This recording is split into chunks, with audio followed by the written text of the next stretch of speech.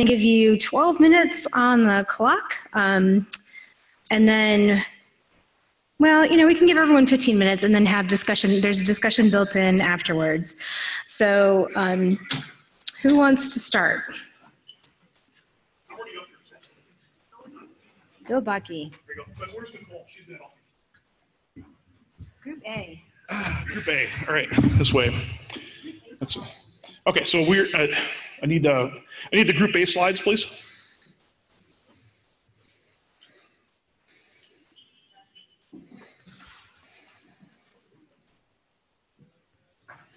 Okay.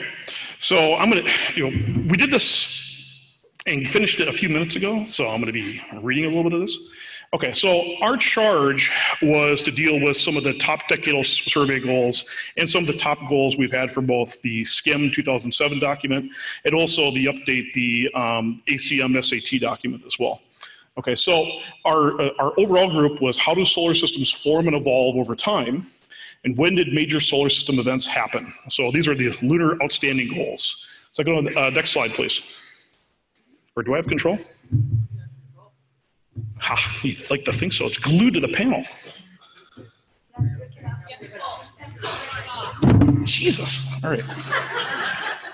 All right. There we go. Okay. There's always a trap for the speaker. There's always a trap. Okay. So the first emphasis I want to make here, and this is something that was for some reason not in the SCIM 2007 document. It was included in the ACM SAT document, but sort of in the back, and I'm a little unhappy with this because I think this is actually one of the top goals that we should be doing in terms of going back to the moon. And that's understanding the origin of the moon. That's maybe our top priority of things we have to understand. Okay, so this language I thought was pretty good that was taken from the ACM SAT report. So let me just read a little bit of it. So it says the origin of the Earth-Moon system and the geologic processes that operate during high-temperature planetary accretion are recorded within the lunar rock record. And they can be used to constrain the timing of the collision between the impactor and the proto-Earth. They can establish the mechanisms, the timing, and the extent of volatile depletion in the moon. They could establish isotopic similarities and differences between the Earth and Moon to constrain the composition of the Mars-size impactor, or whatever size impactor it turns out to be. Okay. We can constrain the physicochemical conditions and processes that operated in the protolunar disk, and constrain the physicochemical conditions and processes that operated at the surface of the lunar magma ocean, and also determine the composition and the longevity of an early lunar atmosphere forming at the time that the moon is forming. And this is only a short list. We could go on here quite a bit. Okay. The second issue, or the second topic that we thought was important, and that's talking about the earliest bombardment, or I should say the bombardment history of the moon. And this was revealed in the ASM SAT document. This was also called out in the SCIM 2007 document. It plays a huge role in the last decadal survey, as well as the other topic does. And so some of the topics that have come up, you may have seen before if you've read the document. So first is to test the cataclysm hypothesis. Okay, this idea that there was a major spike at about 3.9 billion years ago on the moon or so. But can we get this by determining the spacing and time of the creation of lunar basins? We'd like to understand the age of the oldest basin that everyone agrees is a basin, and that's South Pole Lake and Basin. So anchor the early Earth-Moon impact flux curve by determining the age of that basin. Okay. We want to establish a precise absolute chronology for the moon, but also that will give us a precise absolute chronology for the whole host of worlds in the terrestrial planet system. Right now, we only have a narrow window that actually have absolute ages, and even there's plenty of debate about what's going on. And then here's some things that I've added that come from the decadal survey that I thought were not emphasized enough in these reports. Okay, and that's the issue is this, is that people assume that the impact flux over the last several billion years on the moon has been constant and the same on the Earth, and there's actually very little evidence that's true. There's actually much more evidence there's been big changes in the impact flux, and if there's been big changes in the impact flux, that relates to the history of astrobiology on the Earth, okay? So the moon's impact record reveals what was going on impact-wise in the Earth-Moon system, and that informs information on the Earth where we have very little information on impacts beyond about 600 million years, okay? So that's a huge issue that needs to be brought out. And there's also the fact that how can we use the impact record of the moon to tell us about the environmental changes that happen from large impacts on the terrestrial planets. And again, that relates to the fact that we don't understand the impact flux very well. You need to understand the moon because it's our witness plate for what was happening to the Earth that's still preserved. Okay, there's two other topics that came up in that report. One was assess the recent impact flux, and the definition of that is to talk about lunar flashes and other events that are almost happening in real time, the kinds of events that LRO is seeing when they see changes in the craters on the moon over recent times. And then finally, we want to understand the role of secondary impact craters and crater counts. Secondary craters dominate certain regions of the moon, make it very difficult to use small craters as a chronometer, and we need to understand this better. So with that, I'm going to turn this over to Nicole, and she's going to take us through missions and RNA.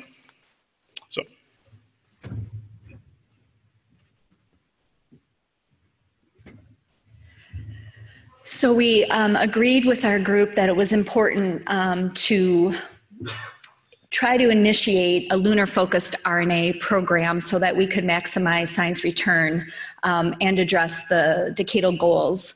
And what this initiative looks like, I think, is still up for debate and conversations. But one of the things that we thought might be a good idea was to initiate a survey participating scientist program that would act a little bit like these mission participating scientist programs by allowing people who were not included in the initial survey teams to participate as part of those nodes and contribute to the science that could be maximized from those nodes.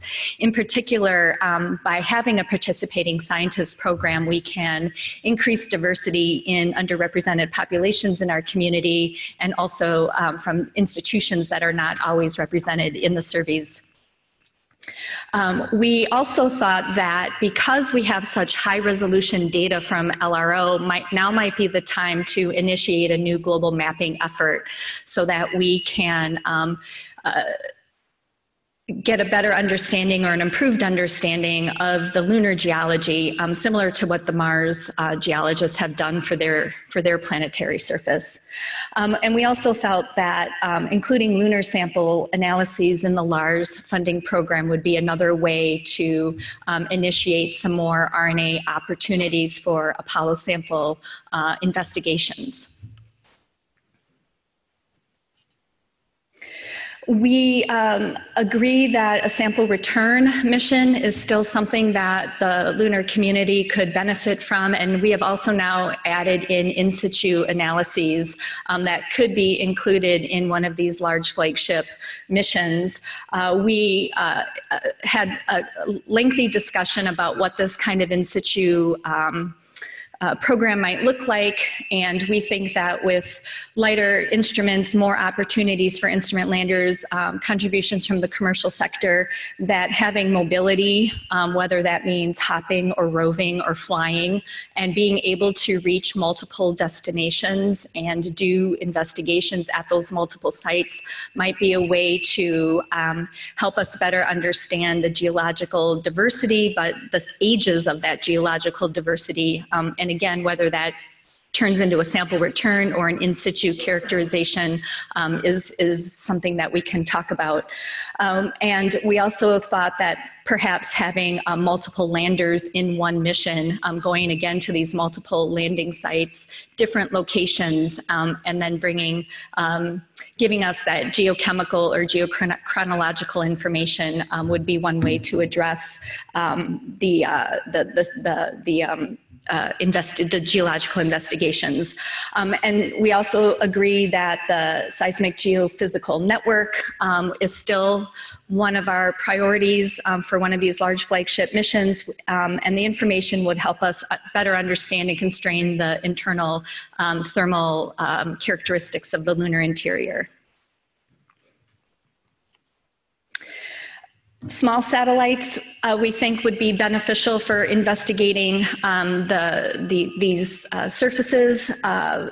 Impact flash monitoring from space could help address some of this recent impact flux information that we identified as a priority. We would also be able to obtain improved spectral data on the moon to help us get a context for the samples, which would again help us with the recent lunar impact flux and some of the geological mapping efforts. We think ComSats would be needed for any of the far side missions, and this is where the commercial sector could help us out a lot with that. And also the small sats would allow for new radar measurements as well.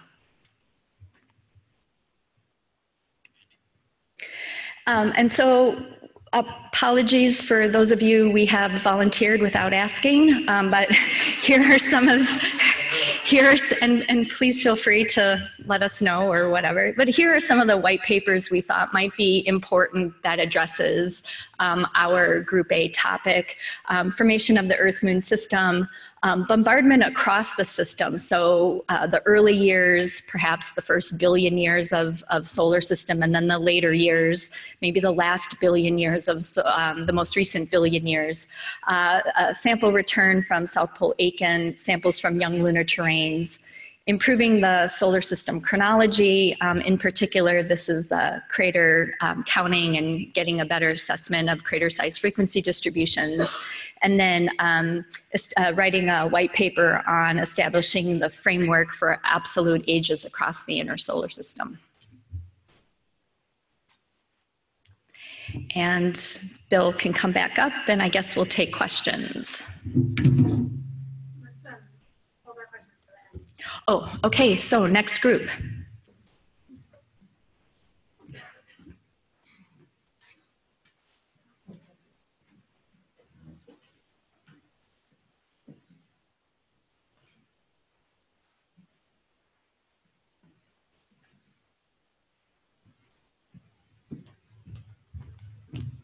Okay, and if we can get the slides for the formation evolution group, please.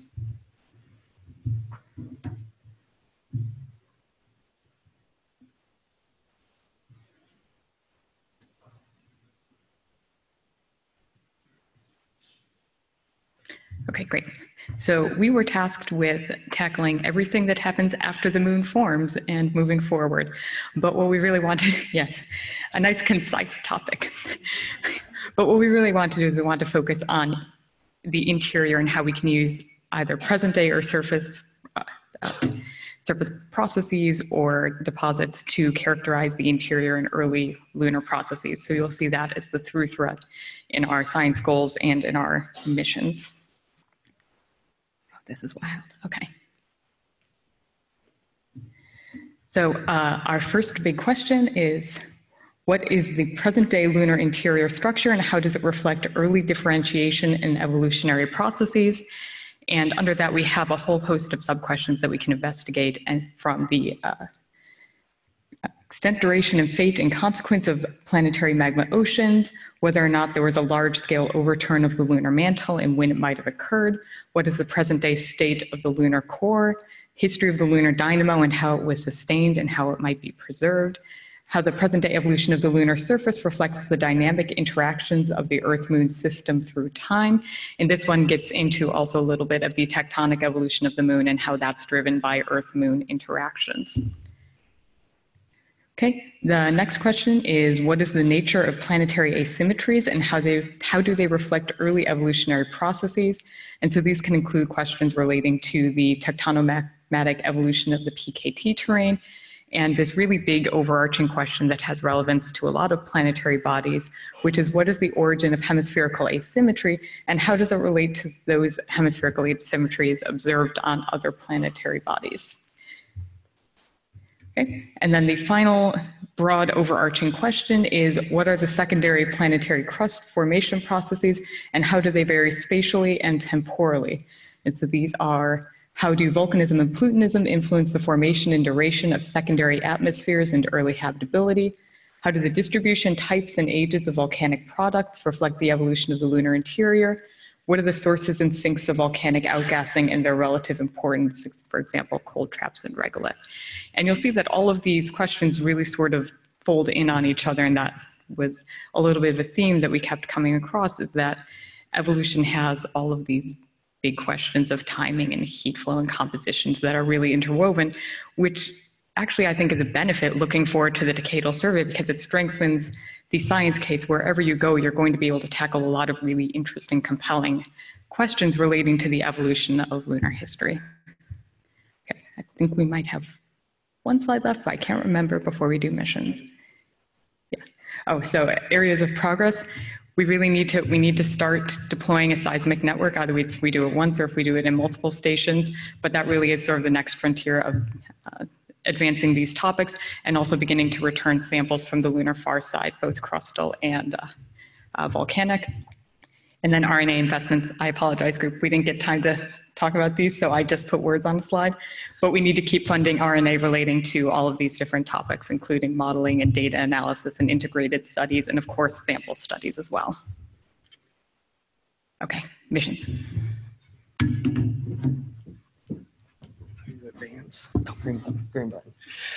All right, so this isn't new. You saw this in the last presentation. One of our two big mission ideas was a geophysical campaign. I should mention the next one will be sample return, and these aren't listed in a prioritized order. So for the geophysical campaign, it would get at the depth extent of the present day structure of the moon, in the layering and variations that we see, but also what was the depth of the magma ocean, what sort of lateral variations were left in the moon from the magma ocean phase, as well as whether large-scale overturn of the lunar mantle occurred post-magma ocean, and when did it occur. It would also get at what is the current state of the lunar core, and how does the present day evolution of the lunar surface reflect these dynamic interactions in the Earth-Moon system. This also maps onto planetary science goals, as far as we think magma oceans are a very early process that happened across rocky planetary worlds. So understanding this on the moon will also enable us to understand the earliest phases of evolution, of planetary evolution for other bodies as well. The other one here, what is the nature of planetary asymmetries and how do they reflect early evolutionary processes, in particular on the moon? This relates back to the origin of the PKT and the origin of just hemispheric asymmetries in general that we can then map to other planetary bodies. Links to other big picture science questions. This also relates to astrophysical investigations, particularly related to the theory of relativity, as well as determining the current lunar impact flux. Why now this decade?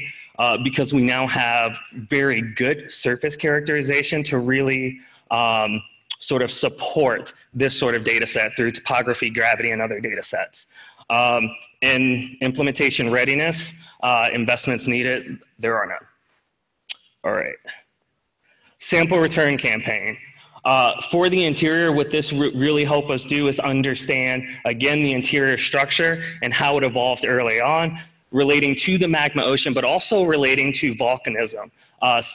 We categorize this as secondary planetary crust formation processes, and understanding how they vary spatially and temporally.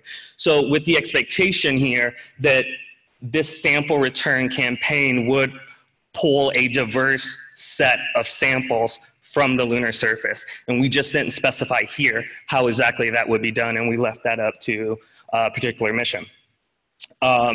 Planetary science goals, understanding the range of volcanic processes and the distribution across the moon, also relates to other planetary bodies and understanding how volcanism on those bodies work, in particular in this context of secondary planetary crust formation.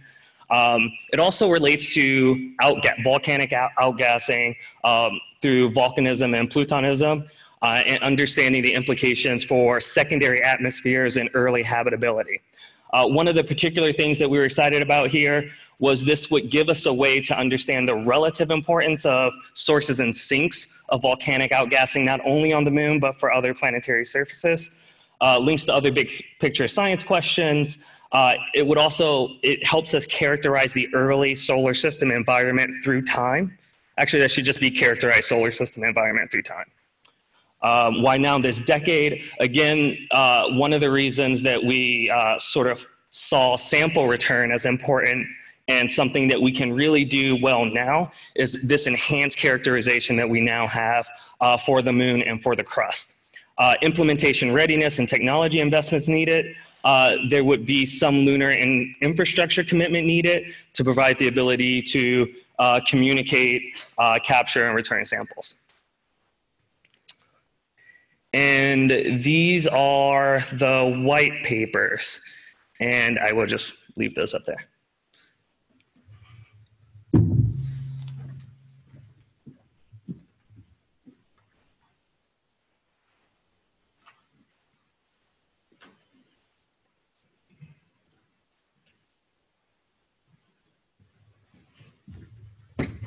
All right, we'll move on to Group C. So the question that we were given was, what processes shape planetary surfaces, and how do these surfaces record solar system history? So this is also another one of these very broad topics, and I think we did a process that was a little bit different than the other groups. We started off by having a group discussion, but we discovered with about 50 people in the room that we weren't going to be able to get through everything. So we actually broke our breakout into 5 subgroups on the topics of magnetic anomalies, volatiles, regolith impacts, and volcanism. And the volatiles and regolith people got together and did their work together. So we did that before lunch, and then we came back after lunch and we went through each of the broken breakout groups as a whole group. That process didn't finish until about 2:50. So most of what's here is kind of a copy and paste job, but we have a lot of good material to work with going forward. So I mentioned magnetic anomalies as a group. We were really focusing on that first slide that we were given in the template. We're supposed to describe the science goals and the RNA and next steps and why now and whatnot. So for magnetic anomalies, goals were what are the origins of the magnetic anomalies?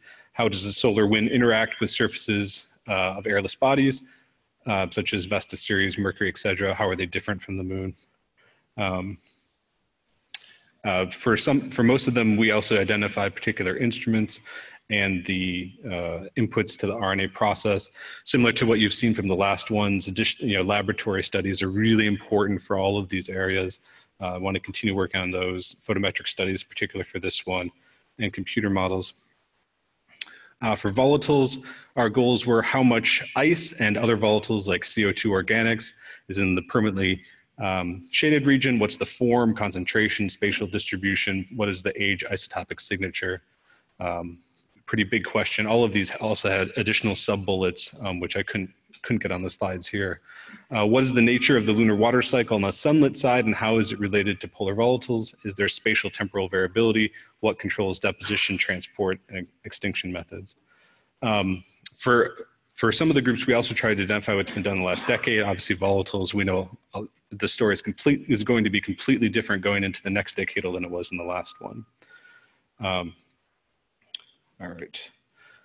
For regolith, our science goals are what controls space weathering and chemical products. Is it solar wind? Is it micrometeorite bombardment?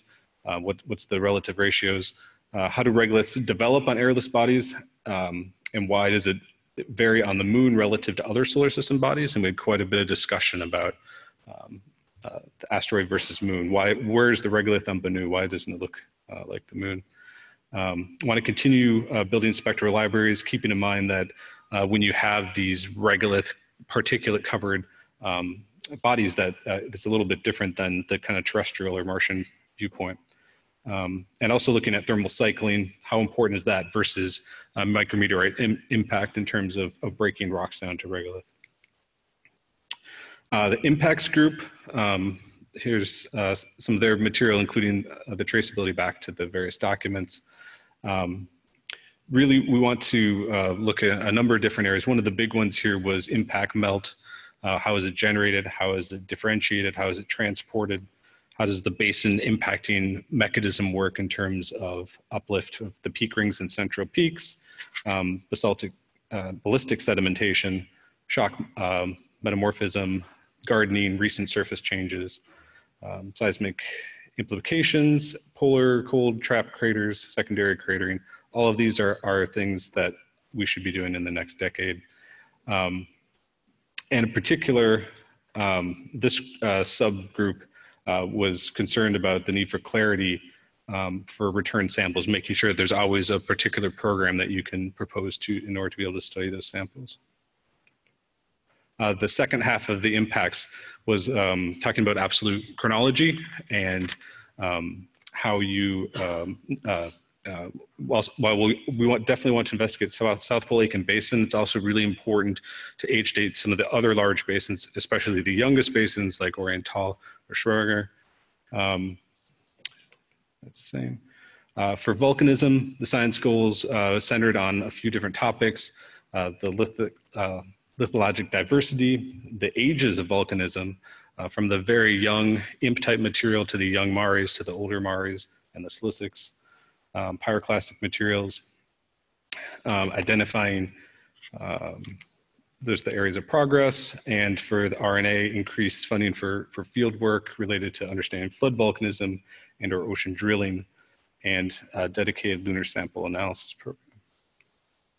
In terms of missions, each of the subgroups kind of suggested some missions that they thought would be useful, and of course there was more than two, but the two that seemed to be kind of overarching were the idea of a program of long duration rovers, because with the longevity, it's really great to be able to answer particular questions. The volcanism crew had a particular long duration rover to look at volcanic diversity, and the impact basin crew had a rover to look at an impact basin. So it's clear that there are core technologies involved there that we need, and then a program of sending these technologies to the moon to explore diverse areas. And then echoing what we've already heard, a geochronology sample return, more than a mission, a campaign to be able to go to these areas that are really important for tying down the geochronology. And then these are the list of the white papers we came up with. Thank you.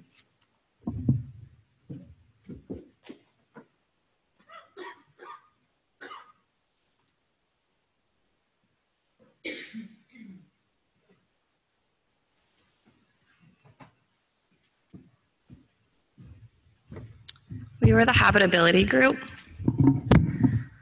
This turned out to be a really interesting discussion because I don't think anyone in our group typically thinks about habitability on the moon, but it was a really fun thought discussion.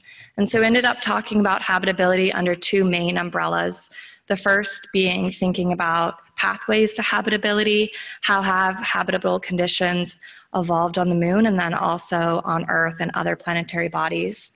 And then secondly, thinking about how the moon can be used to enable future habitability of the moon, so sustaining a more prolonged human presence. Okay, so first thinking about pathways to habitability, we discussed the importance of better understanding the LMO, specifically what is the volatile content, how has it evolved through time, what is the relationship with the thermal evolution of the moon, and then what are the overall outgassing rates? Have these contributed to an atmosphere? What is the timing and the duration of this? And how does this influence radiation shielding, for example? Secondly, we discussed geochronology. This is obviously a really important goal of the whole community. So being able to better constrain the overall impact flux, as well as tying that down to absolute chronology. And then this idea of terrestrial meteorites, where you have sort of cross-contamination between Earth and the moon, especially during a period of intense bombardment. We also discussed polar cold traps. These are a really important place to understand the overall record of volatiles to the moon, where we can start to understand volcanism, the impact bombardment history. This is also a place and an opportunity to access potentially the composition of the outer solar system, which is a really important place to study the origin of life right now in the community. Also, understanding these cold environments where you have these interactions between very low temperature chemical processes, organics, and then again, this can act as an analog for important processes occurring farther out in the solar system that are often much harder to reach, take much longer time scales, whereas the moon is more accessible. And then also the solar and radiation environment, how have fluxes and the changes of the cosmic or solar radiation influencing the moon, how are those recorded in the lunar regolith, and what can that tell us about these processes that have affected the habitability of Earth as well? Okay, and then sort of the second umbrella that I mentioned was sustaining habitability. So what is the current resource inventory of the moon, and how is that changing through time? That's of course related to the volatile cycle, both in the past and the present, and how that's being modulated. We have the current impact flux, smaller micrometeorite bombardment, and then also the radiation environment that will influence sustained habitability. We also discussed this idea of the evolution of the microbiome. So as humans have gone to the moon and as we continue to go to the moon, how do human waste products and our deposition of them affect and change the biosphere? And then this idea of being able to test life detection technologies on a body that we don't necessarily have life on, but being able to avoid false positives in an environment where we do have water and organics and these other important ingredients for life. And this will provide a really important test bed for then actual missions to maybe farther out where we're more interested in finding positives. So we discussed a whole range of RNA investments, of course, cryogenic sample return and curation, as well as being able to preserve stratigraphy of the volatiles to understand how these fluxes have changed through time. The influence of exploration on the lunar volatiles environment. So when you land on the moon, or then maybe when you leave the moon, how are you producing different outgassing products? Synthesizing multi-point measurements, meaning that we have a variety of different observations at different scales, and now being able to combine orbital measurements as well as with grounded measurements into a more of a cohesive study to understand these different processes. Power, thermal, and materials, especially when we're interested in going into some of these very cold polar environments. A communication infrastructure, going into regions that don't necessarily have direct line of sight right now. Navigating in permanently shadowed regions as well as across the lunar day and night.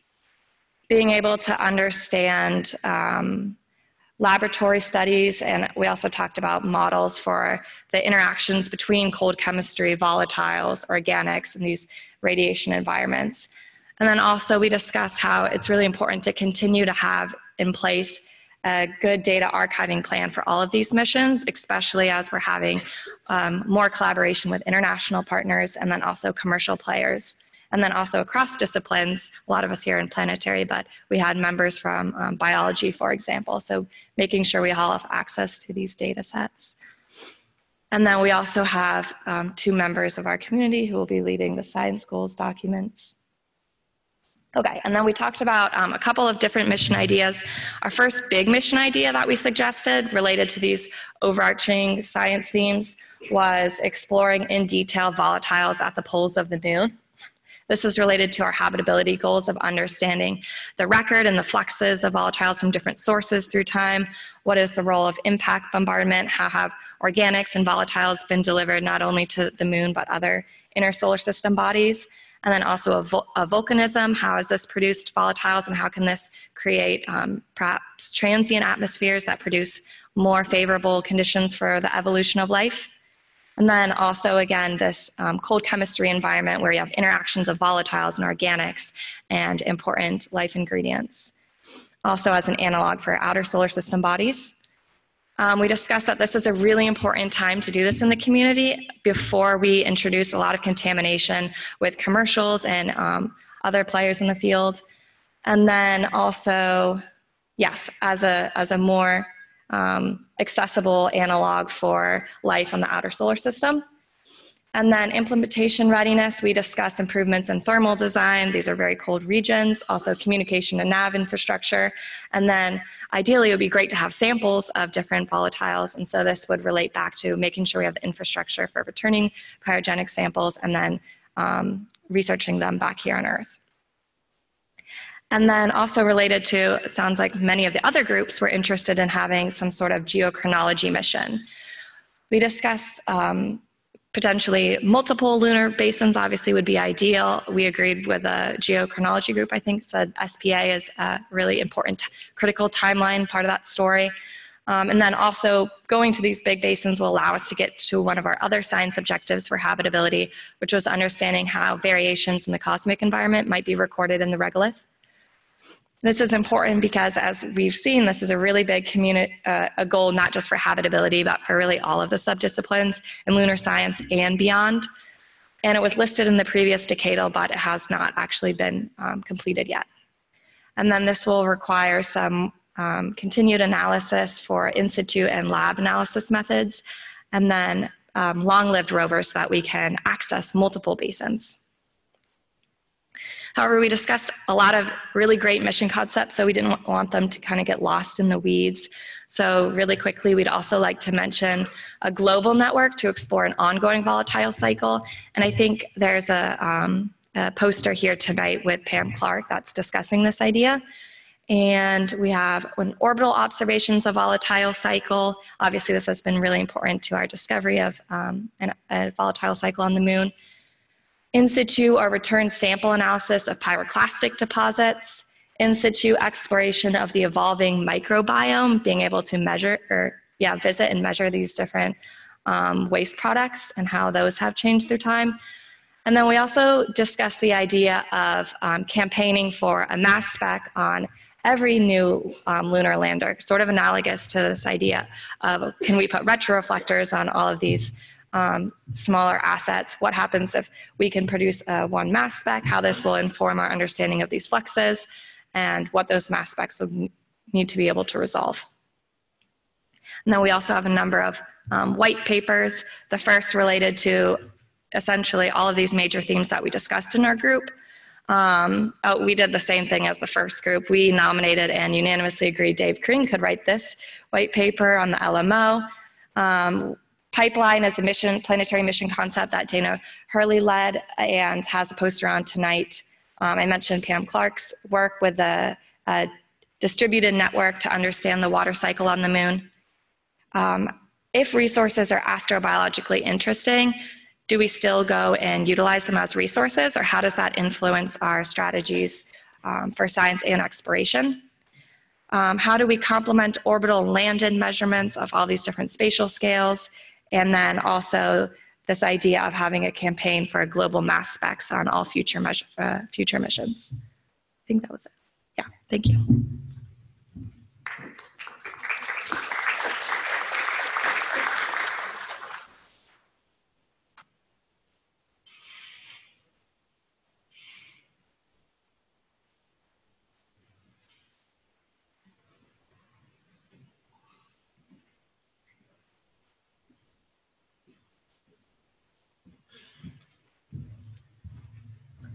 So if we could get the hazards and resources slides up.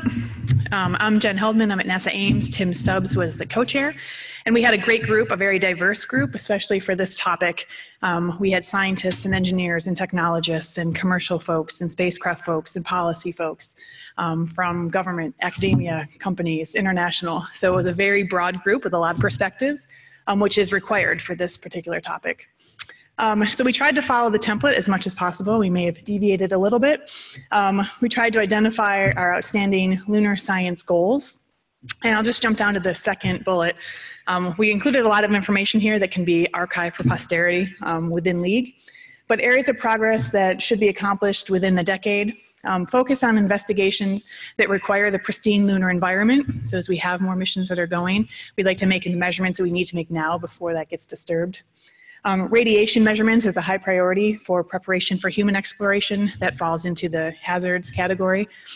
And also resource characterization to enable ISRU and volatile science. So that's where we focused a lot of our work. A few notes, a few recurring themes that came up during our discussions. It was recognized that resources and hazards within NASA's Planetary Science Division are very different from the traditional type of science that PSD does.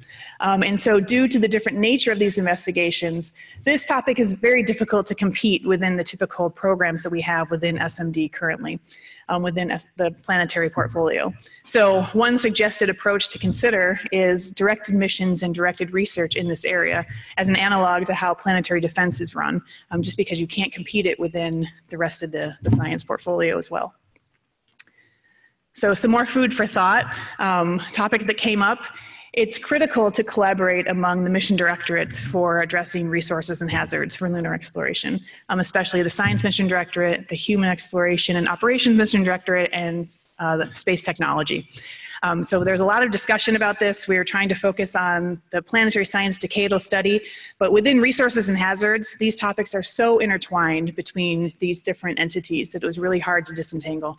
And so Greg Schmidt is the director of survey, which earlier this morning we saw in the assessment of the decadal survey, how well is the Science Mission Directorate working with the Human Exploration Mission Directorate, and survey was pointed out as an example of how that can work. So Greg was in our discussions and has agreed to help lead the community in this realm. So that's great. So I just wanted to point out that we did talk about this quite a bit. Okay, so we'll start with resources. You can bin them in many different ways, different types of resources that we considered: water, regolith, trapped volatiles, mineral deposits, et cetera, et cetera. So when we're talking about hazards, there's also a laundry list of hazards in no priority order. There's a lot of things that can get you out there. And so these are all different topics that we decided to discuss. We couldn't go into all of these in depth. So each one of these could have associated, RNA investigations, associated mission, flight measurements, et cetera, et cetera. So this is just the tip of the iceberg and just is pointing to the fact that there's a lot more work that needs to be done, especially in this realm, which is newer for many of us. For resources, we came to a consensus, shall we say, that a focus on resource prospecting is a realistic goal for the next 10 years. And when we say prospecting, we're talking about characterizing the location, the distribution or the form, the abundance, and the composition of those resources. And you need that to lead you into the next step, which is to characterize accessibility of those resources. Can you actually get to them and use them? And part of this is critical, especially, and this is where science comes in as well, understanding the geologic environment or the setting, the emplacement, the origin, the evolution of those resources, because this is just fundamental knowledge that's needed for doing the risk assessment if you're going to use that as an economically viable resource. And we also wanted to point out, when we say prospecting, this could be orbital and or in situ landed type of measurements. And a few groups have alluded to the complementarity of doing orbital and in situ measurements. For hazards, we thought for the next 10 years, realistically, focusing on hazard characterization, characterizing those hazards that pose the greatest risk to robotic and human missions. So from that laundry list, you can start to do some prioritization. And then research, develop, and demonstrate mitigation strategies to reduce those risks. And we'll go through, we have a few example ideas of how that could play out. We also had a lot of discussion about the benefits of multiple missions. So we noted that this community, we have an embarrassment of riches in flight opportunities. We heard this morning, there's New Frontiers, there's Discovery, there's flagships, there's CLIPS, there's all of these things, there's Artemis, there are all these things. And so we took some time to think about the benefits here for the moon and the opportunities that we have that are afforded by this scenario, because this is not the case for all other planetary destinations. Some, further out or for other reasons, require large missions and can't have a cadence of smaller missions. So what are the benefits for having these multiple mission opportunities? One, you can design and fly mission campaigns, not just one-offs, but a sequence or a series of missions. You can fly improve payloads, because every time you fly, you learn. And so then you make adjustments and you fly something better the next time. You can fly with lower cost because you have multiple flight options. We can have more student-led missions on these flights. So this gets to training and on-ramping and moving people from students to mission PIs and having the opportunity to be involved in flight missions. We can fly common payload elements on multiple flight missions. So this has been discussed by other groups as well. Get data over more time, over more geographic areas, et cetera. We can tolerate more risk. There's more redundancy. You miss, one mission doesn't work, that's okay. There may be another one. We can have repetition of flight investigations. We can use the moon as a test bed for missions that might be sent further out into the solar system. So with the moon, we have the benefit of being close by. You can have near real-time operations. You can have interconnected spacecraft. You can have swarms of spacecraft. You can test different operational concepts more easily at the moon than at other destinations. You can have coordinated mission campaigns with internationals and other partners. This was an important point that we wanted to make as well, so that you can bring other people into the program. And lower cost of entry for flight opportunities for groups that may not be able to go after the new frontiers or the larger flagships, but you can bring in other groups of people with good ideas.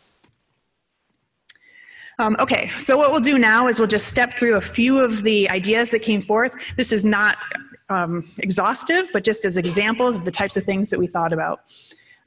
Investigation 1, a lunar polar prospecting campaign. So we tried to pull out the LER and the NASA strategic goals for each of these. I won't read them all. And then also we added a category of SKGs. Those are the strategic knowledge gaps from the human exploration side, because again, resources and hazards sort of bridge both science and exploration. So this would be, we just heard about this as well, looking at fundamental understanding of the volatiles, understanding the influx, understanding the evolution over the past few billion years where these environments have existed and are still relatively pristine. This is for science, and for exploration, we need ISRU for a sustained human presence. And so this is what the human return is predicated on. So we need to do the prospecting early. For implementation, we need to fly multiple platforms. We can have improved versions of these prospecting instrumentation, instruments and payloads once we fly them and we get smarter. We need a mobility platform to be able to move around, and operations for how you actually operate these at a higher cadence in a near real-time operations environment. Another idea, maybe more in the RNA realm, is trying to characterize volatile loss rates in the lunar environment. So we've just heard looking at sample collection of volatiles. Well, what happens when you collect that sample? When you expose that, that volatile to the lunar environment, you'll have sublimation, you'll have some loss of volatiles. How fast does that happen? How quickly do you need to get your sample from the lunar, subsurface into your sample handling container? What's the best technique for doing that? Do you drill? Do you core? Do you scoop? How all these things happen. So these are things you can test. You can do laboratory testing, you can do modeling, et cetera, et cetera. You could test it and fly it as well. Another type of investigation, radiation hazards. So noting that this is a high priority, especially for the human exploration side, focusing on the high energy radiation, and also looking at the effects on volatiles and the distribution of volatiles. If we want to understand the entire cycle of volatiles from emplacement, evolution, and present day distribution, radiolysis is going to change what that profile looks like. So using the PSRs as a witness plate for what has been happening on the moon. And then, of course, for the exploration side, required information for sending humans to the moon and beyond. Implementation, lander measurements are the highest priority at this point for complementary reasons with LRO and the crater instrument that's flown. There are instruments ready to fly now, but tech development could improve that existing payload, and it would be nice to be able to move around for this. Another example, complementary to getting more of the measurements, is ground truthing of that radiation environment. So just collecting the data is not enough. There's a significant amount of modeling that has to go on in order to understand those data sets and make sense of it. So again, the science rationale and the exploration rationale is very similar, but this is focused more, this would be more of an RNA type activity. Development and improvement of radiation models for lunar surface and subsurface environments where you're informed and validating your data that you got. Another idea, orbital resource mapping. So again, prospecting can be in the form of orbital and or landed. So this is recognizing that the resolution of the orbital assets that we have right now is not really sufficient to really get to our fundamental science questions and also to inform us at the scale of a lander, for example, where the resources are. So getting to the assessment, transport, and evolution of resources, you can deconvolve those processes that are affecting the distributions, which is what we need to do before we do ISRU, and it's also important for science. And provides fundamental understanding that's applicable to other planetary bodies. So here we're focused in this discussion on the history of water and volatiles in the solar system. So we need to do it now for science, higher resolution mapping of resources, looking at volatiles, looking at mineralogy from orbit. LRO probably is, if Noah's here, LRO will be around forever. But if it's not, we might need another orbiter with different instrumentation that's complementary to the data sets we have now. Also improve signal to noise. So improved IR, neutron spectrometry, et cetera. And so we need high resolution mapping instrumentation for volatiles and the science analysis, which gets back to RNA, which is a recurring theme, to integrate these multiple data sets and actually make sense of it. Number 6, we also talked about lunar dust. Lunar dust touches a lot of different areas, both science and exploration. We wanted to understand the formation of dust on planetary bodies, the effects of dust on planetary surfaces. It's our best nearby model of a surface-bound dusty exosphere, so there's applicability to other planetary bodies. Effects of terminator crossings on dust electrostatics. So there's a lot of different science questions. So why we do it now? Well, we want to investigate the dust properties. Also, we talked about the effects, the biological effects of lunar dust, if we're sending people, plants, et cetera, for long durations. So this touches on science and SMD. It also touches on exploration. Fundamental knowledge required for mitigating dust toxicity on living systems, interactions with the lunar environment on mechanical and electrical systems as we start sending more assets to the lunar surface. And then we talked about the biological effects, plant growth, et cetera. So there are a lot of ways that you could address this. Facilities to handle return samples, we've heard that theme as well. In situ instrumentation, lunar plant growth facilities, and RNA research focused on effects of dust on humans at the moon. And I think we have one more. Geologic formation characterization. So this is where we were thinking about subsurface characterization of things like lava tubes, caves, even lunar swirls that are on topographic features. Obviously interesting for the science and the geology. You've heard a little bit about that earlier. And the geophysics of what's happening in the subsurface and subsurface structure, but also important for exploration. This is a possible resource as a haven, safe haven for humans that are on the surface. And so we need to characterize the geophysical and geotechnical properties of these areas to help inform possible human architectures. So why now? Why do we care? Science. It's a possible depositional environment for volatiles. So we have ice caves on Earth. This could also be a location where volatiles are being deposited on the moon, which would be very interesting to study. Can also inform the volcanic history of the moon, which would also be interesting. And also the unique environment that's been shielded from the surface environment. So the radiation, the micrometeorites, if you're protected from that, it would be interesting to see, to compare that subsurface environment with what's going on the lunar surface. And as exploration, as I noted, possible subsurface haven and also another possible reservoir for resources. So what do we need? We need in situ measurements, possible swarms of missions for distributed measurements over these areas. And again, the science analysis for understanding the geophysics data sets, night survival technology if needed, low cost, rad hardened electronics, all the engineering assets that you need in order to make these missions happen. We do have white paper titles, but I couldn't access the Google Doc on my NASA computer, so it's on the Google Docs. And we just wanted to leave with one note that we really think that we've just scratched the surface in having this discussion over the past few hours today. And there's a lot more work that's required to really flesh this out. The topic of lunar resources and hazards is new, especially when we're thinking about it in terms of the decadal survey process, and requires additional study and more community input. We also wanted to note that we should leverage previous work that's been done by international partners and others. We don't have to reinvent the wheel on everything. We were referencing one ESA report, for example, but there have been a lot of others. So we need to really delve in and make sure that we know what's been done previously. And maybe this is in the form of a dedicated workshop and or special action team or some other method for being able to really get into the details of this. So I think that that's it for now.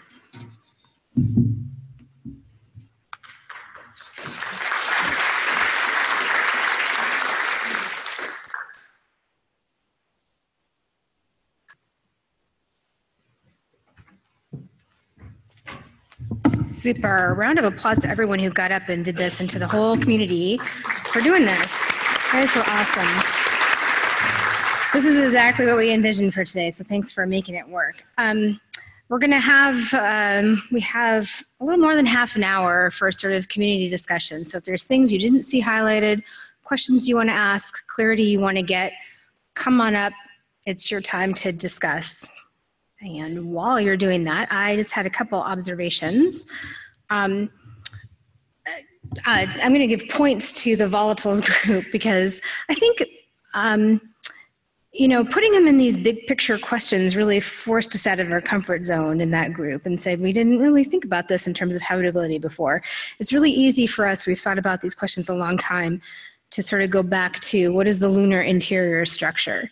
But I really encourage us all to think about this in terms of how do planets form? We want to understand the Martian core. We can't do that easily, so let's go to the moon and do it where we have a good laboratory. So I want to have everyone try to model off of what the volatiles group did.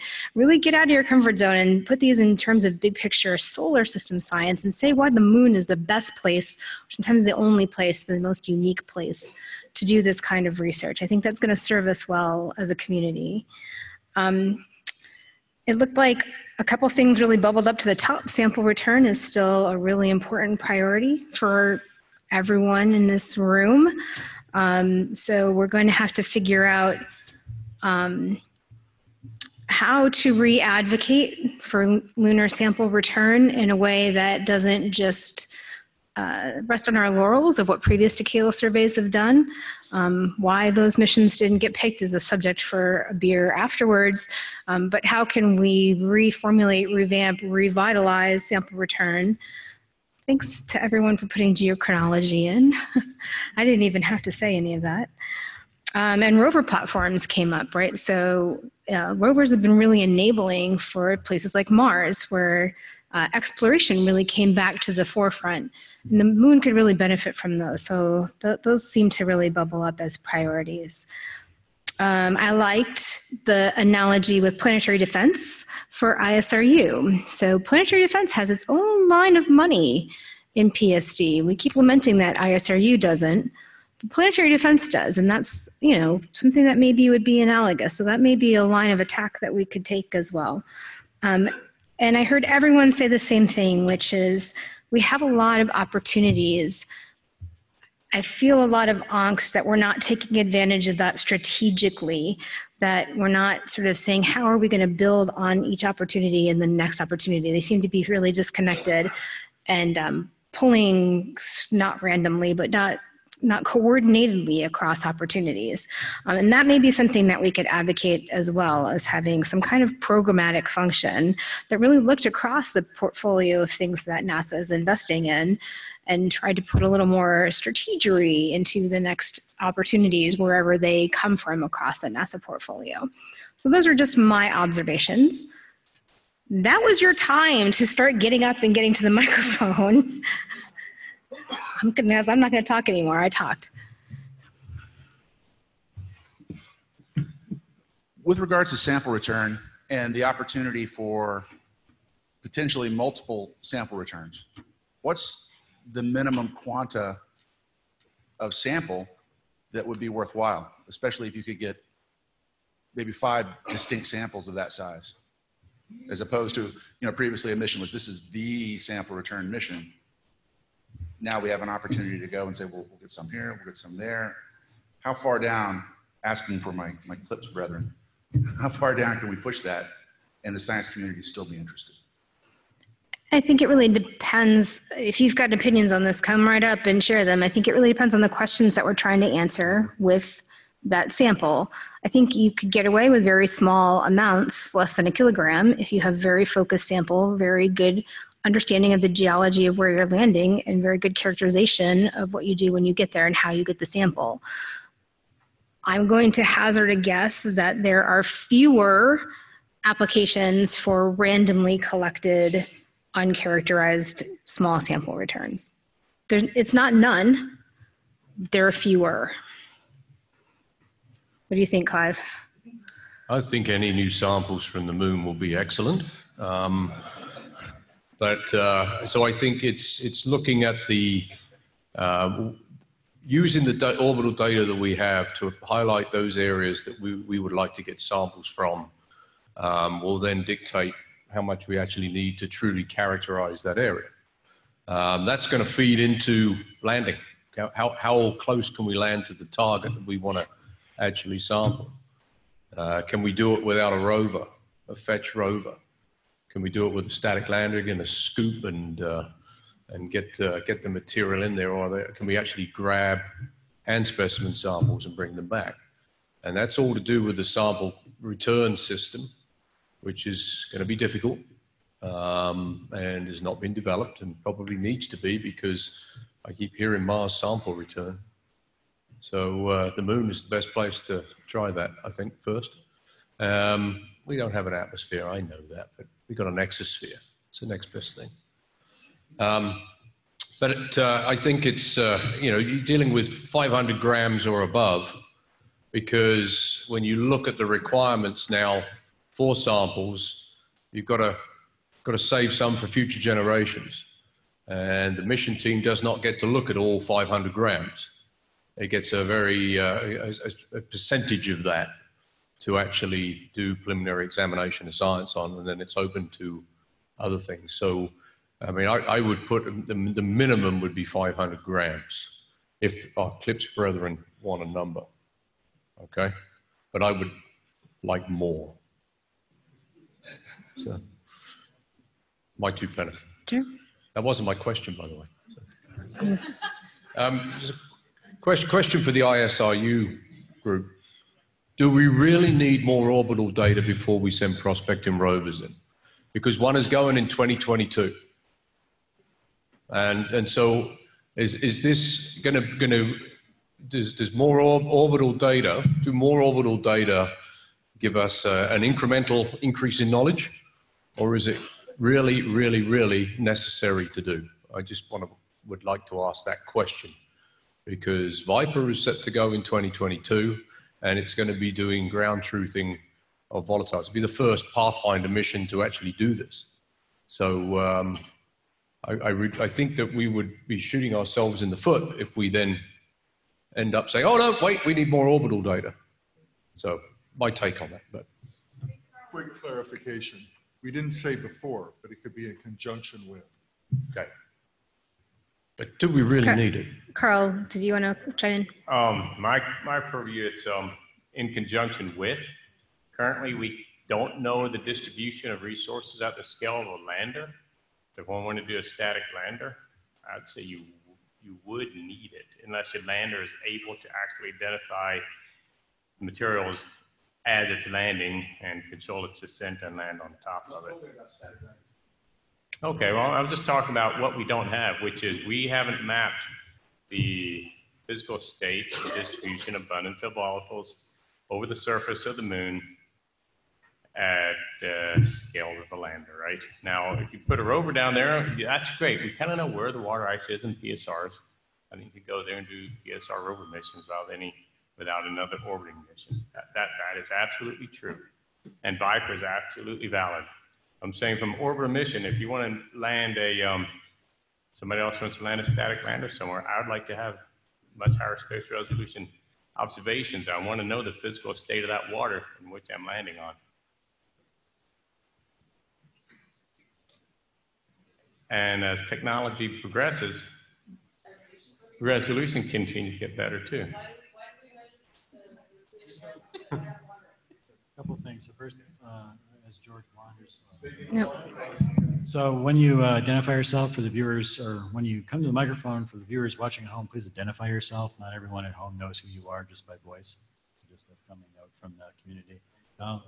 And I will also, yeah, not everyone is Clyde. Thank goodness. But the next thing I would say is Dana and I co-chaired the Volatile Sat last year, Volatiles 2, where we looked at whether orbital data sets would be necessary. And the answer was no, rather definitively. We have enough right now to actually guide a prospecting campaign on the surface. So we do have a rare consensus where we have a mission going to the surface and it's doing it. And certainly other data sets would be useful, but there's nothing that precludes us from going right now. Okay, so I don't do samples. I am Dana Hurley from APL. And I'm wondering if, since there is a plan to send humans back to the moon, and humans are really, really good at understanding the context of things, that if we should do our sample return with humans, and then the robotic missions focus on the other science that we want to do? My answer to that is always let the science come up of what we want to do and what we think we need to make progress, and let NASA use its flexibility to implement that. And I don't think we want to pit science against science based on future programs. That's my take. Parvati Prem, APL. So this is kind of thinking out loud, but when I was looking at the lists of white papers that everyone had, I'm just wondering how much that would change depending on the structure of the decadal survey panels. You know, if it's organized by body versus around big questions, because ultimately the white papers are probably going to be allocated between panels. And so this is just a thought, really. And Barb, do you have thoughts on that as well? I mean, I think that if you're really advocating for good science, your white paper is going to go in. You may have a different slant on it, but I still think it's important that we connect these things to big picture science questions that are really going to convince our colleagues who work on outer satellites that this is really important and we need to do it in this decade. So I think it's good to keep that in mind, even if it goes back to being body focused. Because I don't think that the decadal survey necessarily says, well, okay, Venus gets one, Moon gets one, Mars gets one. Like, it doesn't get allocated that way. It's really based on the strength of your argument. So I think those arguments are still really good to have in your white paper. And just based on something that came up in team habitability. So my personal opinion is that we do have enough information to send a rover, not a lander, but a rover to some permanently shadowed region. But at the same time, what we're missing right now is a sort of more global, comprehensive context that can really only be achieved by an orbiter. And another thing that an orbiter can do is explore a PSR without altering the ground truth. Because I know the resource prospector team looked a lot at how the rover itself would alter the thermal environment and so on. And so I think orbiters are critical. I think we should go full steam ahead with the rover, but orbiters too. Tim, did you want to comment on that? Yeah, that's exactly what I was going to say. And you know, volatiles notwithstanding, I mean, maybe we do have enough information to go prospect, but volatiles are not the only reason that we would send an orbiter back to the moon. Everything from global lithologic, volcanic diversity, present day impact cratering rates. We can address a lot of questions with higher resolution instruments that are, you know, have benefited from a decade of development since LRO went into orbit. So I get that volatiles is where a lot of people are headed and, you know, want to sample the surface, and I completely support that, but there's a lot of science to be done at the moon that has nothing to do with volatiles. If we want to, and orbital, you know, spectroscopy, neutron spectroscopy, high resolution imaging is a great way to address that globally. It's clear from the samples that we do have that the sample collections, the meteorites, don't give us a full, complete picture of everything that's going on the moon in terms of the diversity of materials that are present and what that tells us about the formation and evolution of lunar crust. So, is someone writing a white paper on the value of a next generation lunar orbiter? Me. So I thought you might be the one. So maybe we encourage people who are writing white papers about science where some of your science could be enabled by orbital data that we don't currently have, either next generation instruments or instruments making measurements that we haven't flown yet, that maybe you want to get in touch with Tim and, you know, cross-pollinate to say, here's science that could be enabled, here's a platform that might enable it. Sure, absolutely. And I have a poster just about that exact topic tonight, so I'm very happy to talk to anybody who's interested in that. Yeah, Carly Peters Brown. I completely agree with all the statements that were just made. And I'd like to reinforce that, that the concepts that we've all been discussing are really cyclical, whether you do a landing and then a sampling and then remote sensing and then land. I mean, each step is an improvement over the previous one. You're not done with the sampling. We've got samples. We're not done. We're not done with in situ. We've only landed in a few places. There's a whole 75% of the moon that we don't even have a clue about because we've never been there. Same with orbital data. There's technology now that gives us improvement on being able to get the global assessment of the landing sites we've been to and to study in detail the landing sites we want to go to. So I completely disagree that we don't need orbital data. Certainly we can land on the surface of the moon. We should, we will, but we also need to get the global context and the integration, which is what all the science objectives that have been discussed this afternoon are all about.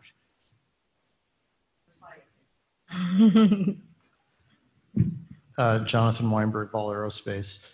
I just wanted to remind the group the workshop that we had prior to the previous LEAG meeting, which was Surviving the Lunar Night.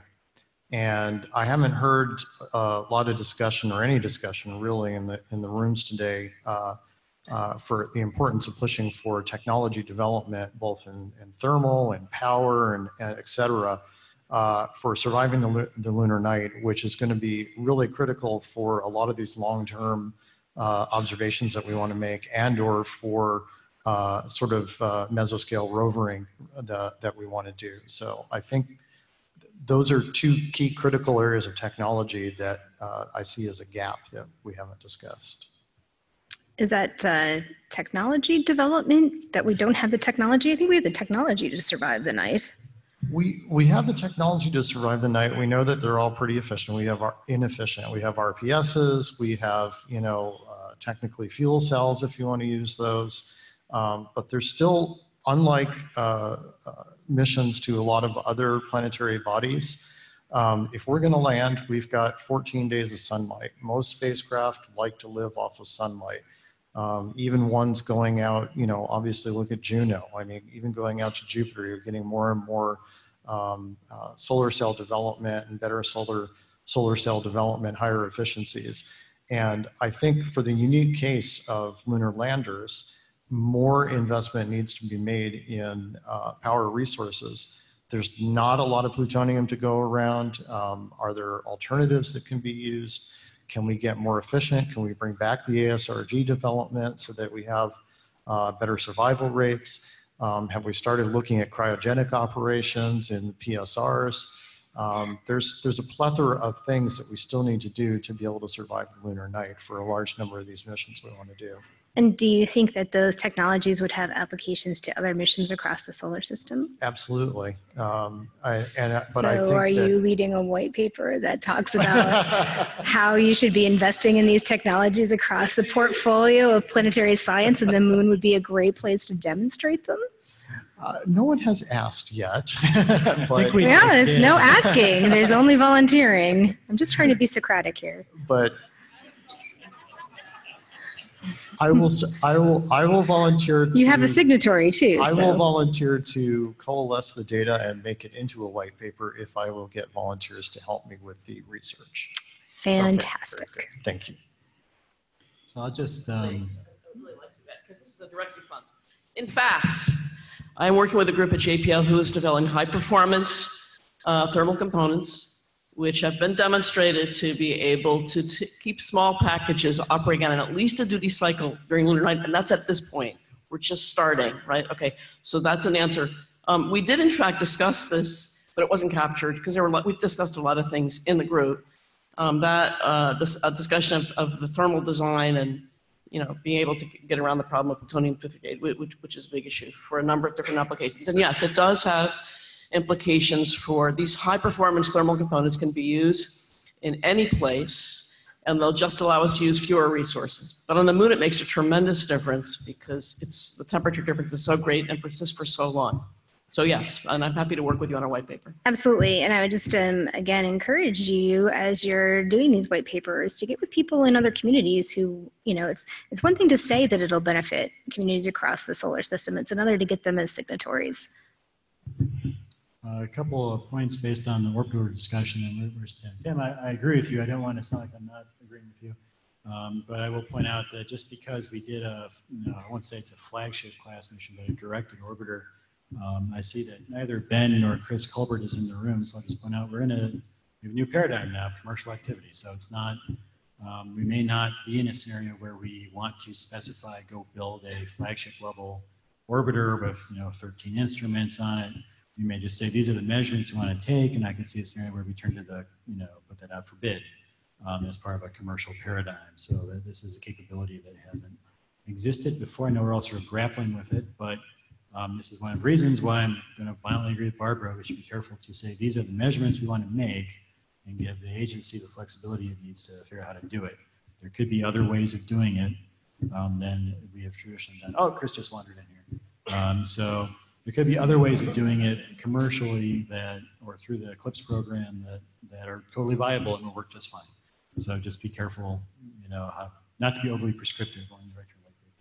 And the follow-on to that, though, is to be able to think about your measurements in such a way that, what ones could you make individually on, say, a smaller platform like Eclipse platform, either landed or orbital, and what are ones that really need to work together? Where do you get real synergy that you would want to fly them together or in a coordinated way? I think that's something really important for us to start identifying in this new paradigm. The other thing, Carly, it's been 5 decades since the free world put a lander down the surface of the moon. It's clearly not that easy. I wouldn't take it for granted we're going to get there. There's a lot of steps between here and there. So just everyone be careful. It's not a given.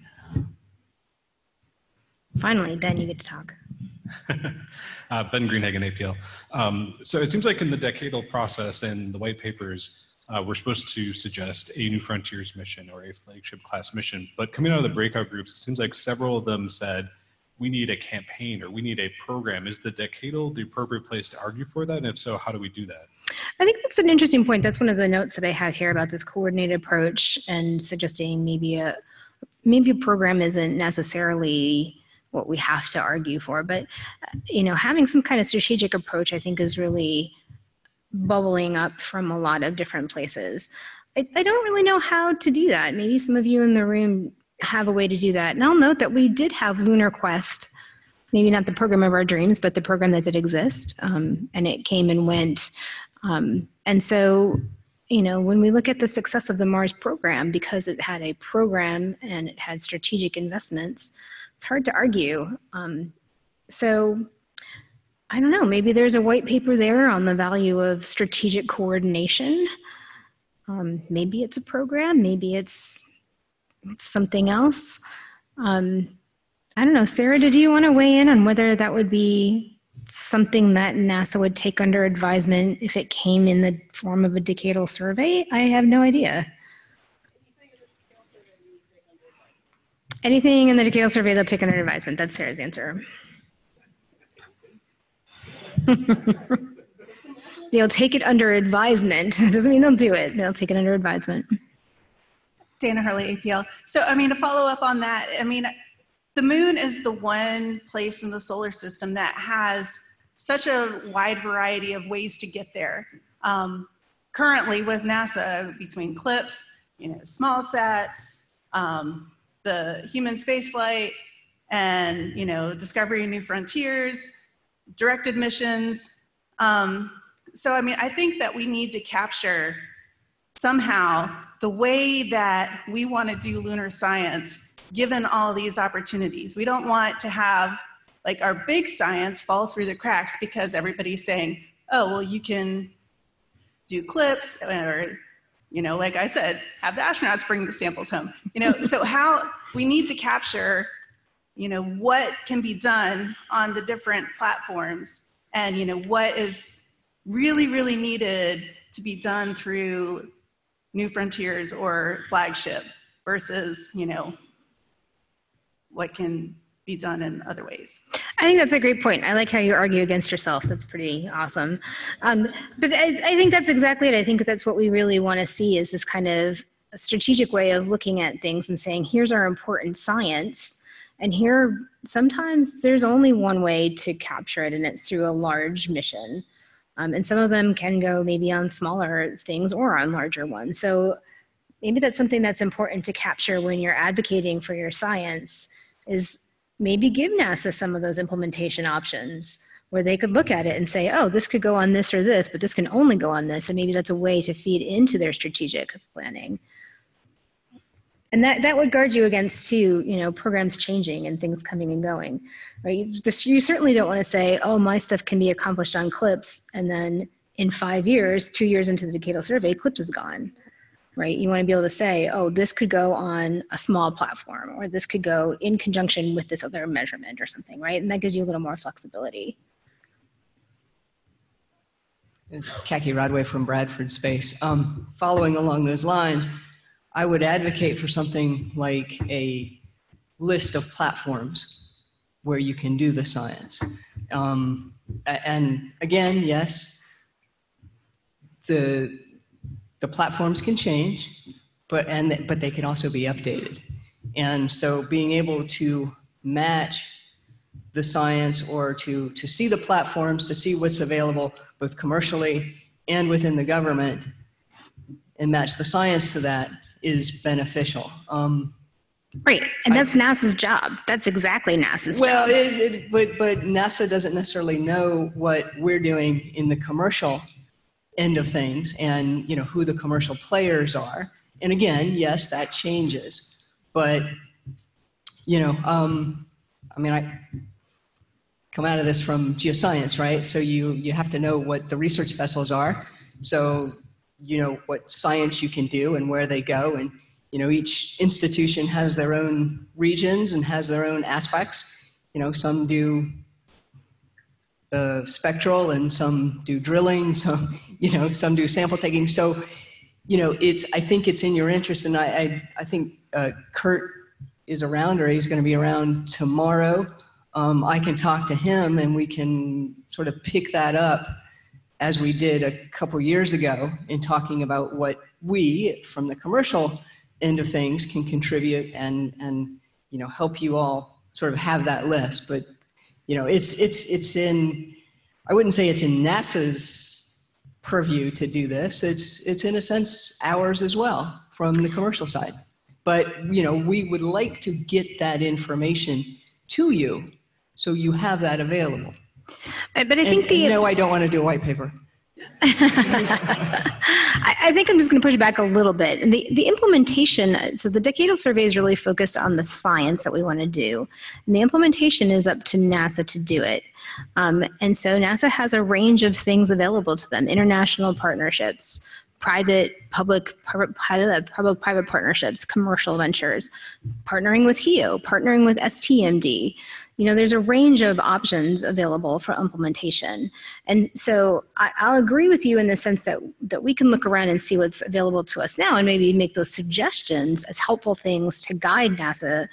But I think that we really need to leave it up to NASA to make the implementation decisions based on what they have available.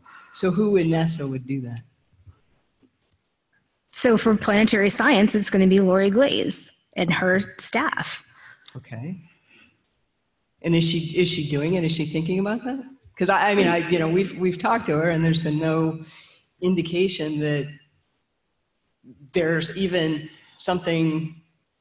a forum to be able to put us together, except for things like this and AGU, and as we meet each other. And I see Clive standing behind me, so. Right. Do you want to comment on this, Sarah? It seems like you've got something to say. Would you just make a quick comment? I'll make a quick comment. Clive, hold on, Clive. Hold on. We're going to have Sarah make a quick comment. Yeah, of course we're talking about it. We're talking about it constantly all the time, right? We're evolving a strategy. And at the same time, the strategy keeps evolving because the capabilities of the commercial companies, of other opportunities keep evolving too. And so it's not like here's our strategy, we're done, this is what we're going to do. It's a constantly evolving, iterative thing that we are constantly discussing and trying to work out the best opportunities to do all of this. But just well, I didn't mean to start an argument here. I just want to make sure that we're in the conversation because Absolutely.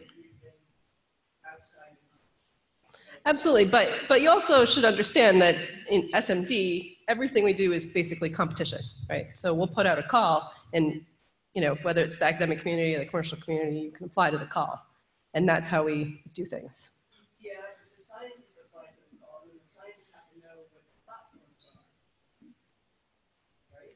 Sure. So if they don't know what the platforms We need a microphone because people online will not be able Sure. to. So I'll just wrap it up. I mean, I think that when you come to forums like this is when you're interacting with the scientists and when you're getting your products out there and when we're trying to get our science out there as well. So this process is really focused on the science, but what you're talking about for implementation, like for a PI-led mission, if I want to come to you and have you provide my bus, yes. So that is a lot of networking and to get into the PI-led process. And so that happens exactly like you said at forums like this. Yeah.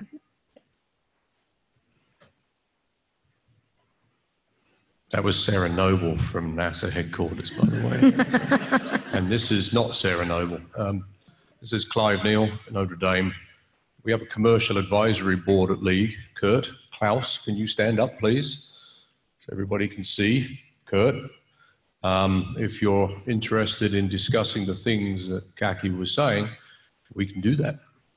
And that's the function, or one of the functions of the commercial advisory board, is to advise LEAG on capabilities and new developments that we can then pass on or make the connections so you can meet the right people, and so the community knows what's out there. So again, I would talk with Kurt if you're not already part of the CAB and become part of the CAB.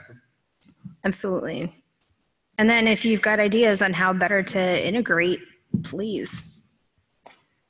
Pamela Clark, JPL. Just can't stay away from the microphone. Sorry, but I have to say something.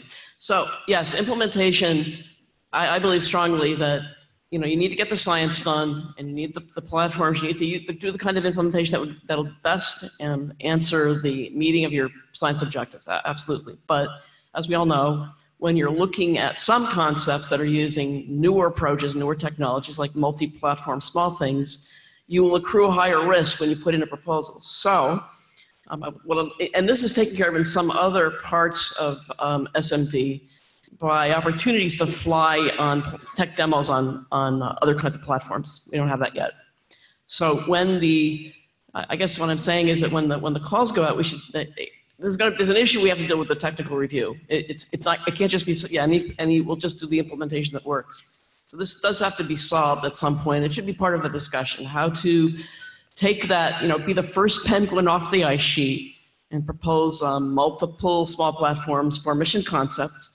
That is, that which makes sense to do some exploration and science activity that you really is best suited for that. So I hope, do you think there's a part of the technology portfolio that would include increased flight cadence for pieces of technology to prove them? Well, I do. I mean, do I think it's there now? I don't think it's there now. I wish it were there because I would love to see us have a. When you say I wish it were there, that sounds to me like a white paper. I would love to have a line just for tech demos, like some of the other parts of SMD do, and it's kind of in line with the neglect. We'll call it benign neglect of technology that's been part of the culture here for some decades now, and now we have an opportunity to rectify that by taking advantage of a paradigm that's already being used by other parts of SMD, and basically looking at possibilities of flying on some of these new launch services and flying these things that can do tech demos. But it does mean that the parts of the NASA centers, for example, have to be willing to take a little step out there and a little bit more risk. But if we all want that to happen, I think we can. Yeah, and so if you've got technology that you'd like to see not just be developed through the RNA program, but maybe have a flight opportunity for tech demos, it sounds like you should talk to Pam. All right, thanks everyone. Let's wrap this up and get a quick preview of what's going on tonight. Dorothy has a really nice presentation about the mission concept posters that are outside.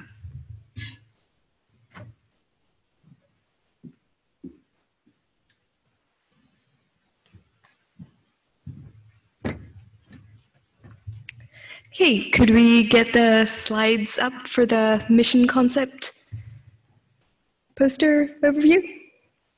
So while they're coming up, so this is basically a literature review of the poster abstracts. So if I grossly misrepresent your mission concept, you should speak up, and they will come up in a minute. Lots of great missions out there. 32 abstracts, in fact, if I counted right. Okay, now I see what everyone was talking about. It's actually a good idea because then it doesn't slide. You know. Okay, so this is an overview of the 32 mission concept posters that we have out in the lobby this evening. This is an overview of all the mission concepts and intended to give you some idea of where we're going, how we'd like to go there, and what we like to do.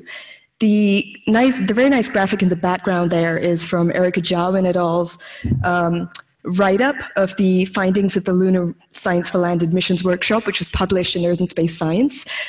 And outlined in the yellow boxes are mission concepts that are being presented today, together with the name of the first author. There are two on there, Crisium and the Far Side, which weren't mentioned or specifically called out in the Lunar Science for Landed Missions workshop report, but which are being presented here today. Kirby Runyon is presenting a mission concept that would go to the Crisium Basin, and Neil Bassett is talking about several concepts that would leverage the radio quiet of the lunar far side. We also have orbital missions of various classes. Over on the left side of the slide there, we have Tim Gloch and Paul Lucy presenting on two larger orbital missions. We also have small-sat concepts from Bethany Ehrman, Carl Hibbets, and Tim Stubbs. We also have a CubeSat concept from Mark Seibert. So this is, I believe, a network of CubeSats that would carry various sensors and thereafter function as a communications relay. Very interesting concept. We have two of our friends from the CLIPS program, Intuitive Machines, Firefly Aerospace, represented here. We have a set of 5 posters from our friends in Canada who will be talking about CanMoon, which is a lunar sample return analog mission that they've been working on. Sounds very interesting.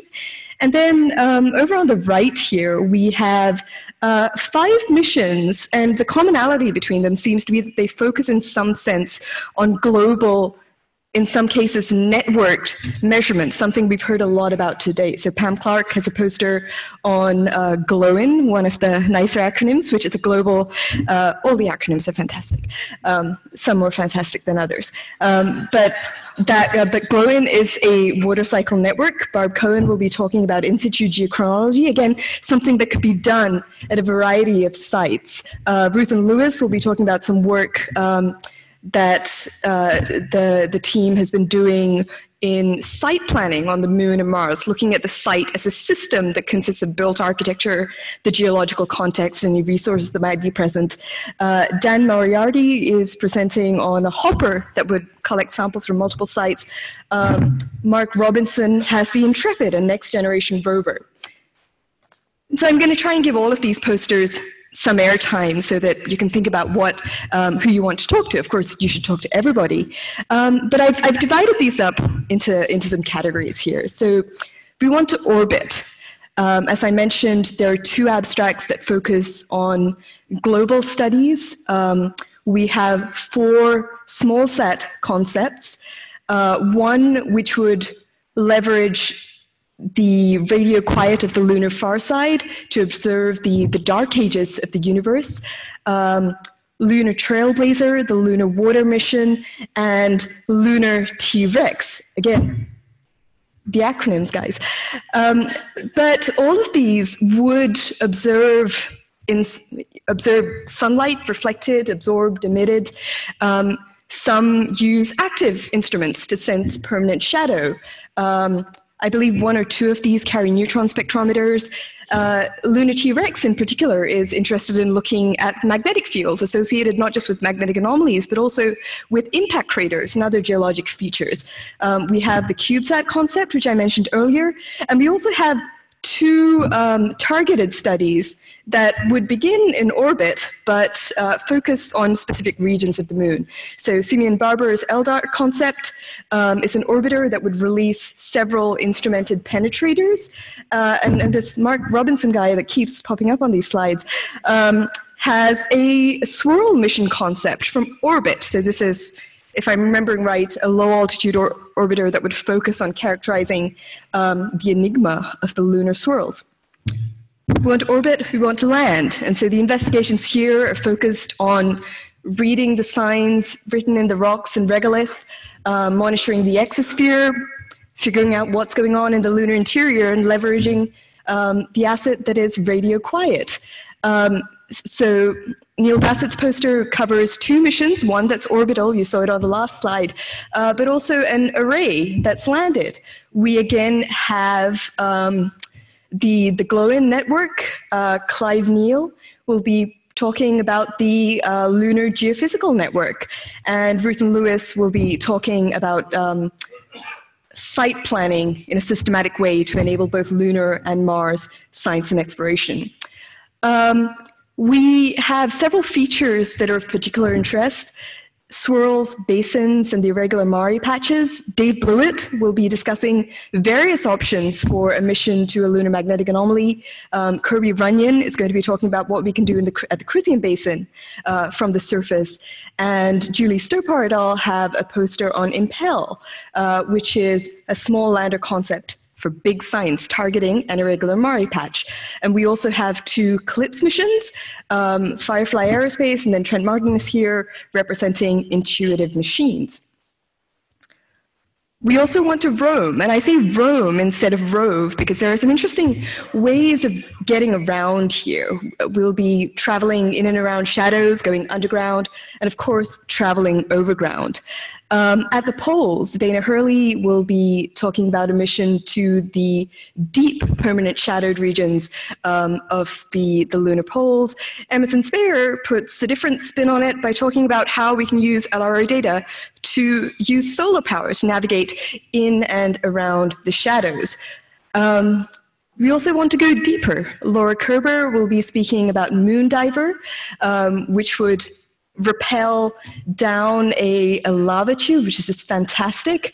Arnie involves flying pit bots flying around inside a lava tube or cavern.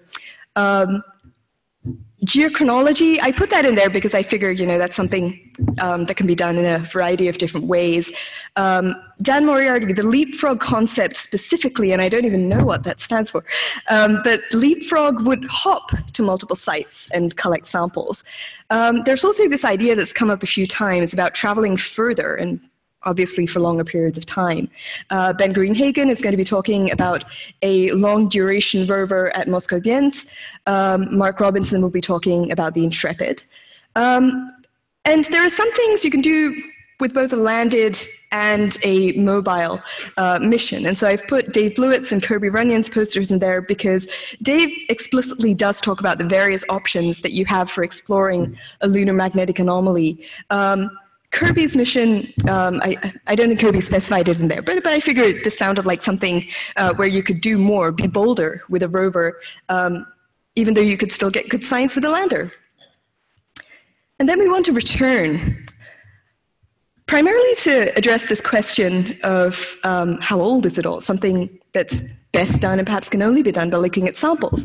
So we have Sam Lawrence talking about isochron, Brad Joliffe reminding us that the South Pole Lake Basin is still important. And then the leapfrog concept, the hopping sample collector. And then we have a set of 5 posters by Gordon Osinski, Jennifer Newman, Livio Tornabene, Zach Morse, and Patrick Hill, talking about the various aspects of the Can-Moon mission, which, as I gather, was an analog lunar sample return mission. The posters focus on various aspects of this, from the planning to using remote sensing data to select an analog lunar sample site, to how instruments were used and coordinated, and how the whole operation worked and what kind of science came from it. And I put those together because they are really very closely linked. I figured I should have something original in here. So I went ahead and did a very informal demographic breakdown, because I think it is important that we keep in mind who is part of these mission concept teams. So I should mention that this is a very informal, it's not a scientific or formal survey at all, and I do apologize for putting people into categories without consulting them. So again, the right way to do this would have been to survey you all, because I thought of this kind of with not enough time left to do that. This is what I did instead.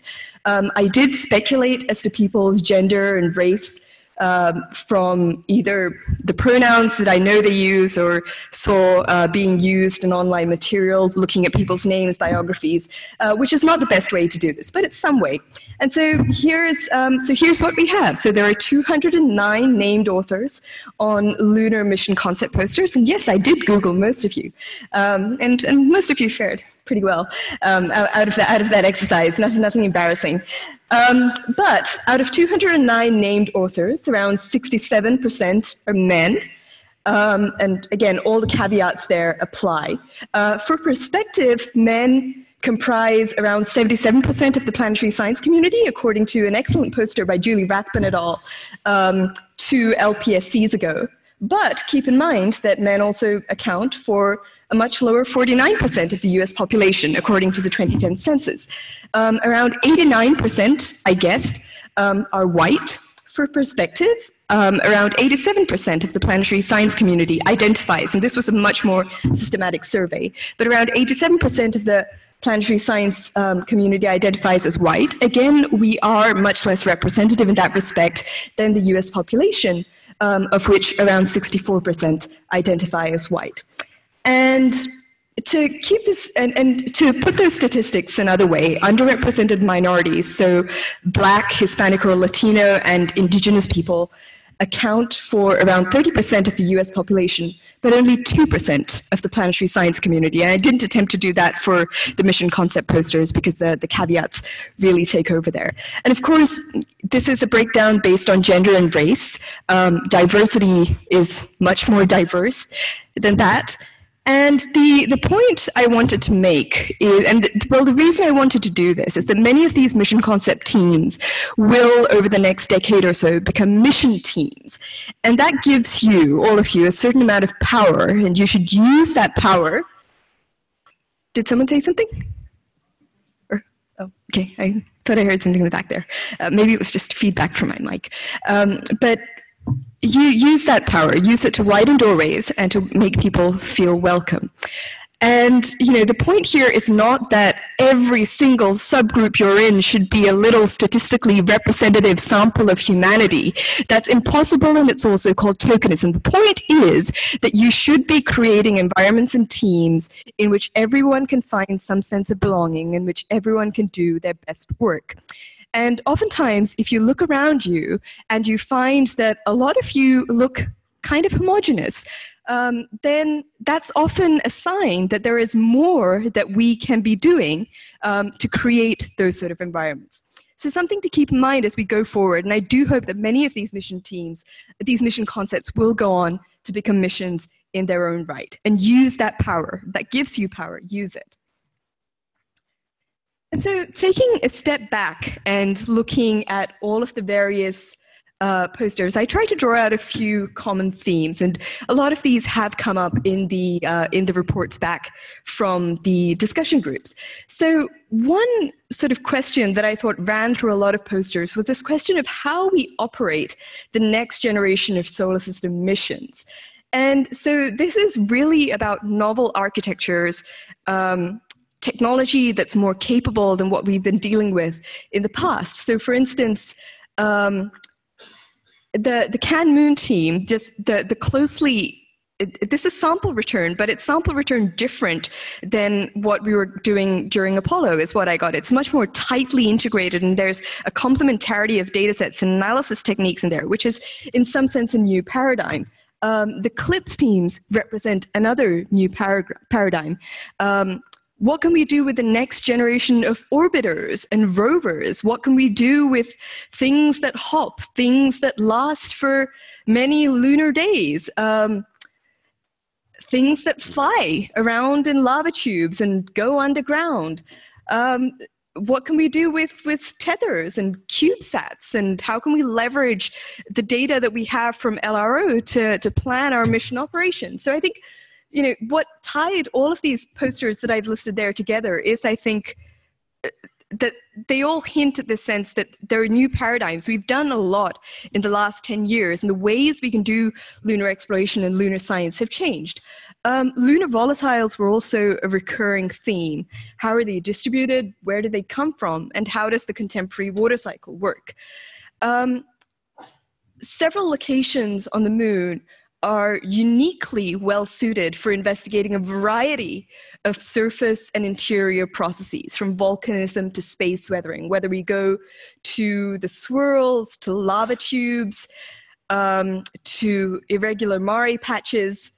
There are some locations on the moon that are special and can tell us a lot about these basic processes that occur throughout the solar system. Another question that came up a lot is this question of how old is it all? Geochronology. We've known the need to answer that question for a long time, and it's time we did. And then there's an even bigger question, which is, how did it all begin? The lunar far side and the radio quiet that it currently has provide an opportunity to look back into the dark ages of the universe. And we do have Neil Bassett talking about that today. So some common themes to think of. Hopefully you have an idea of who you're going to talk to, what questions you're going to ask. And so to wrap up, today's been fantastic. Thank you to everyone who was involved in making it happen. For Tuesday, the focus is on returning to the moon. In the morning, programs to get us there. In the afternoon, partners to get us there. And you can see the program there it's also on the website. And then tomorrow evening's poster session will be focused on ISRU on the moon and instrumentation concepts. And that is all I have, and I will leave that up there. Thank you. Enjoy the posters.